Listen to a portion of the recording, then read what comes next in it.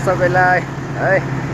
आज फेरि यहाँनिर अलिक अर्कै जग्गामा आएँ। फेरि अर्को मेसिन यहाँनिर अर्को दाजुको मेसिन चलाइदिनु है। यहाँनिर यो अर्को भल्भो यहाँनिर अर्कैमा अलिक माथि ल्याएको छ यहाँ ढुङ्गा फुटाउनुको लागि है। मेरो अन्त आजको दाजु चाहिँ छुट्टी गएको छ र चाहिँ आजको लागि चाहिँ यहाँ चलाइदिनु आइरहेको छु। मेरो मेसिन चाहिँ तल थन्काइ राखिदिएको छु यहाँनिर छ हो।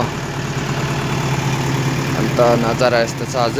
अहिले चाहिँ त्यस्तै फगी लागेर हो, घरि सिमसिमे पानी पर्छ, घरि फगी लाग्छ।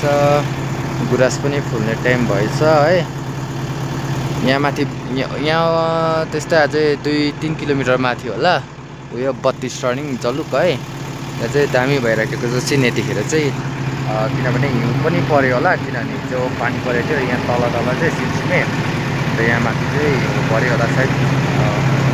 अघि पनि सिमसिमे पानी पर्दै थियो, जलुकमा हिउँ पर्यो होला आज है।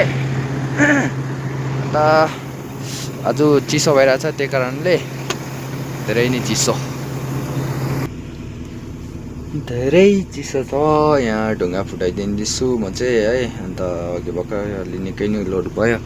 यो चाहिँ अघि भर्खर आएर फुटाइसकेको। अब यति फुटाउनु छ, छुट्टी पनि हुनु आँट्यो, टाइम पनि भइसक्यो भन्दा पनि भयो है। यो चाहिँ हाम्रै हिटाजी हो। यहाँ अर्को पर छ त्यो चाहिँ ग्रेपको हो। त्यसको चाहिँ दुईवटा चेन उयो भइराखेको रहेछ। एडलर चाहिँ दुईपट्टिको एडलर चाहिँ भचाइराखेको रहेछ। अन्त त्यो फुस्काइरहेछ, त्यतिकै राखेर थन्किरहेछ त्यो मेसिनको चाहिँ। बाँकी यस्तै छ। यो